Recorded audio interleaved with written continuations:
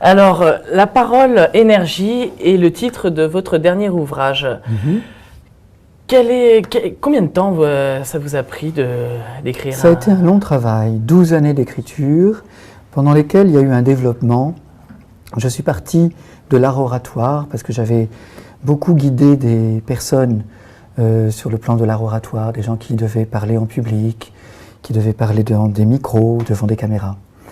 Et j'ai très vite compris que si je voulais aider les personnes à s'exprimer en public, il fallait déjà que je les aide à développer une parole intérieure, positive, bonne pour elles, et ensuite que cette parole puisse être donnée en cohérence, en congruence avec ce qu'était l'orateur. C'est-à-dire que l'orateur a un équilibre personnel, sensible, intelligent, et cet équilibre va être donné en pâture, en quelque sorte, à un public d'auditoire bien pensant et à l'écoute. Et cette congruence va permettre que l'auditoire reçoit, écoute, accepte l'orateur.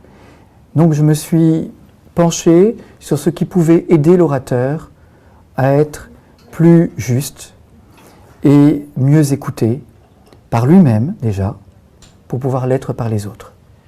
Et justement, les autres, comment vous percevez justement le regard extérieur par rapport à la parole intérieure?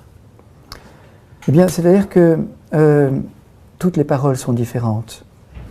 Mais si vous avez une parole intérieure qui vous met en harmonie avec vous-même, vous allez pouvoir la donner, si du moins il y a de votre part de la générosité, vous allez pouvoir la donner en congruence avec ce que vous êtes. Et là, vous serez obligatoirement écouté parce que ce qui est entendu, ce ne sont pas les mots, mais c'est la sensibilité et la personnalité que vous dégagez. Je vous remercie. Merci Christian Pagès. Merci à vous, Patrick. Au revoir. Au revoir. La parole, énergie, le prochain livre de Christian Pagès qui sort en octobre. Merci beaucoup. Au revoir les internautes.